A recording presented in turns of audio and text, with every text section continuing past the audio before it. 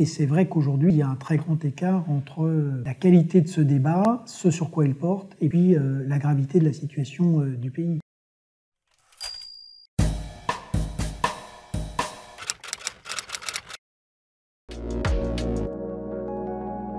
Alors d'abord, cette élection, comme toujours, c'est un moment très important, puisque c'est le moment où les Français décident un peu de leur avenir et puis de l'avenir du pays. Au-delà de l'endettement du pays public et privé, sur le plan financier, on est quand même frappé par la dégradation du lien social, par la décomposition de la société et par la montée de la violence. Alors, beaucoup de pays développés sont confrontés aux mêmes difficultés, mais il y a quand même une exception française qui vient du fait que pour nous, ça fait maintenant depuis 4 décennies que ce pays est en train de dériver.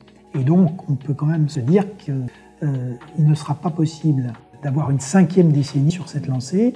Soit nous arrivons à changer profondément le modèle français, soit il y aura des difficultés, une crise politique et sociale grave.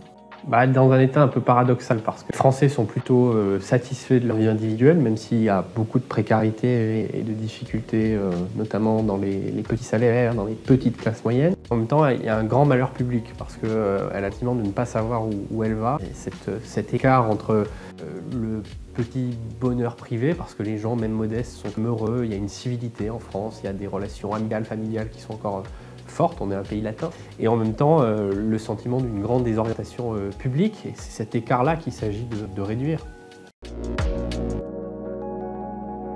Les Français vont commencer à s'intéresser sérieusement à cette élection et à répondre et à voir ce qu'ils souhaitent faire, une fois qu'on aura à la fois le candidat de droite, quand tous seront clairement dans la course. Je pense que les choses sont plus claires. Ce qui me semble, c'est que sur la montée aux extrêmes, c'est plutôt une accélération qu'un début. En 2017, les candidats dits populistes ou extrémistes ont déjà rassemblé plus de la moitié des suffrages au premier tour. Donc c'est plutôt la poursuite du mouvement. Aujourd'hui, les populistes sont plutôt sur le recul en réalité en Europe et dans le monde. Si le candidat qui est finalement élu a un score assez réduit au premier tour, on aura toujours la même difficulté, un socle de légitimité qui sera restreint, a fortiori si l'abstention est très importante. C'est un des risques qui se profile pour cette élection. La première des choses, c'est que nous sommes à l'heure des crises planétaires. On le voit depuis 11 septembre, la crise financière, le Covid bien sûr, puis le changement climatique. Nous sommes de plus en plus affectés par des crises planétaires. On voit avec les prix de l'énergie qui explosent en ce moment, les pénuries aussi, le résultat d'une surchauffe de la demande par rapport à des goulots d'étranglement ou à des disponibilités qui sont plus rares.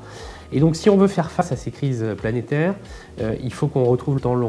On l'a perdu avec le quinquennat, avec l'inversion du calendrier, et puis avec ce débat public aussi excessif que superficiel. Et tout ce qui est excessif est insignifiant. Donc il faut qu'on soit capable de reconstruire des stratégies de long terme pour faire face à ces grands défis que sont la transition énergétique, le vieillissement climatique, la cohésion de la société. C'est vraiment le volet institutionnel. Et à côté de ça, je plaide pour une économie du bien-être, c'est-à-dire un système productif qui soit tourné vers les individus et les territoires, beaucoup plus que vers l'accumulation de biens matériels, qui repose sur les relations, la santé, l'agriculture, l'éducation, la formation, la culture, les transports. Je crois que la France a des atouts extraordinaires pour devenir à la fois championne de la transition écologique et en même temps continuer à créer de la valeur et à innover.